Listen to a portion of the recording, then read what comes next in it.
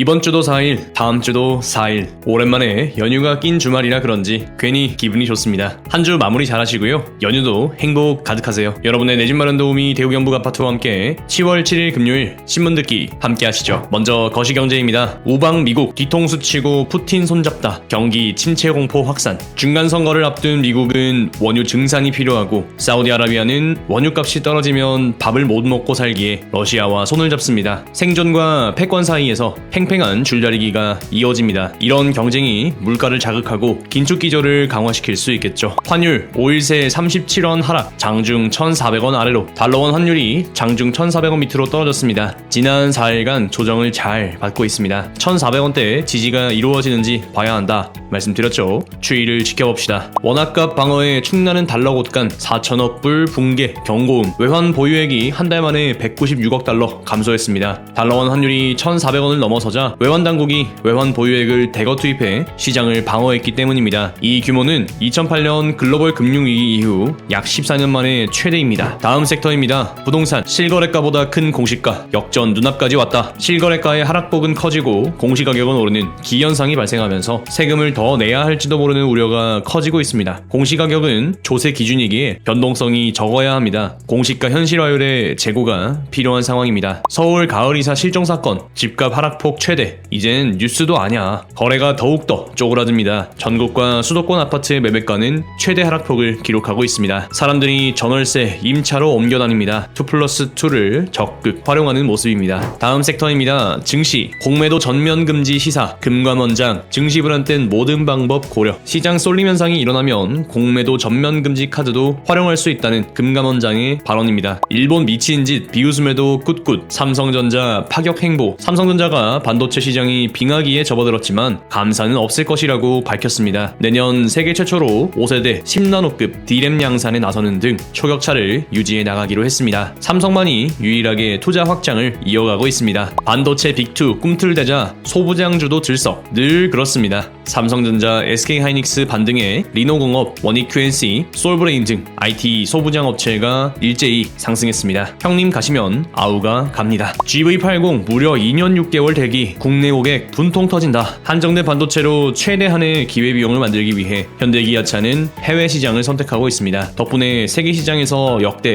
최고 점유율을 달성하고 있고 고환율로 인한 차익이 크겠죠. 그러나 내수 시장은 어마어마한 시간을 대기해야 합니다. 포스코 GS에너지와 배터리 재활용 1,700억 합작. 포스코와 GS에너지가 포스코 GS 에코 머티리얼즈를 설립합니다. 이 회사는 2차 전지 재활용 사업을 목표로 합니다. 2030년부터 의무화되는 재활용 원료 사용, 포문을 열 수 있기를 기원합니다. 현대 엔지니어링 당진의 수소 플랜트. 현대 엔지니어링이 충남 당진에 연 2만 톤 규모의 수소 생산 플랜트를 짓고 수소도시 조성에 나섭니다. 충청의 수도권화가 현실입니다. 지정학적 요건이 정말 많은 부분을 차지합니다. 다음으로 차트 보면서 일일 시황 한번 살펴보겠습니다. 먼저 한국 증시입니다. 코스피는 1.02% 상승한 2237, 코스닥은 3.02% 상승한 706을 기록합니다. 갭 상승 이후 쭉 밀렸던 그리고 고가의 지지를 받았던 전날의 증시에 발맞춰서 움직이는 잉태된 캔들을 확인할 수 있습니다. 이렇게 되면 보통은 상승 지속에 대한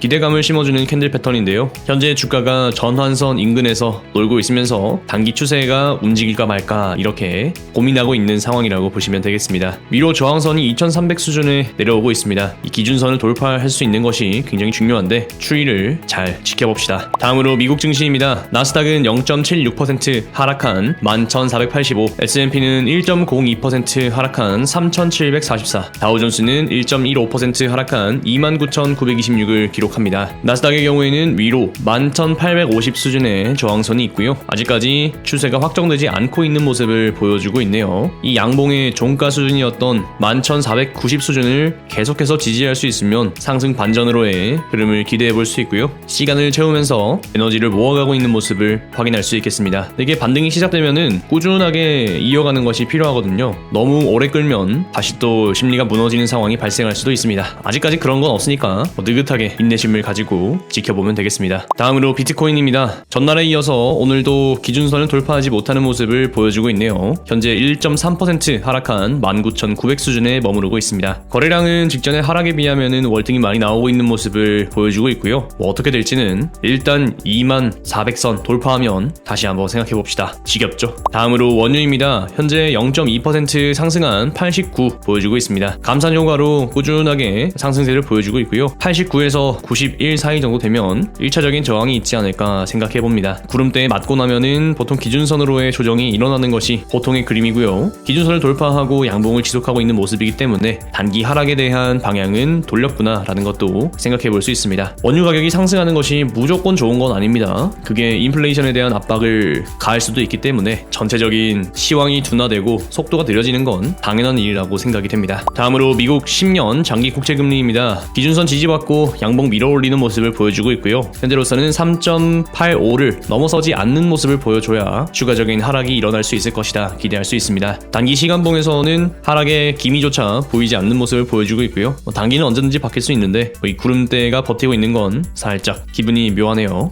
주가 상승이 일어날 수 있겠다 하는 생각을 해보게 됩니다. 그러면 이제 어디로 갈까? 얼마까지 갈까? 그건 다시 한번 계산해 봐야겠죠. 다음 주에는 다시 계산된 걸 보여드릴 수 있을 것 같습니다. 다음으로 달러원 환율입니다. 오늘 기사에서 4일 연속 하락하면서 37원의 낙폭이 있었다 언급을 드렸고요. 최고 고점에서부터 보면 거의 47원 정도 하락한 모습을 확인할 수 있겠네요. 일단 기준선에 왔습니다. 여기에서 1차적으로는 지지가 나올 수 있다 그렇게 말씀을 드렸고 1,400원을 뚫고 내려갈지 아니면 여기에서 시간을 쌓을지 두 가지 흐름을 넣고 기다리면 되겠습니다. 보통은 추가 매입 타점이 되는 게 기준선인데 이게 장기적으로 원체 많이 올라와 있던 상황이라서 지금 매수를 해서 상단으로 얼마를 먹을 수 있을까에 대한 기대감이 낮은 상황이라고 생각이 돼요. 여하튼 이렇게 역전이 나오기 전까지는 추세에 대한 속단은 이르다 이렇게 정리하겠습니다. 내일은 날씨가 좋고 일요일은 흐리고 월요일은 비가 올 것 같은 느낌이 듭니다. 일교차가 크니까 감기 조심하시고요. 남은 금요일 하루 파이팅 하시고 함께하는 분들에게 웃음을 전해드릴 수 있는 여러분 되셨으면 좋겠습니다. 감사합니다. 대우경북 아파트였습니다.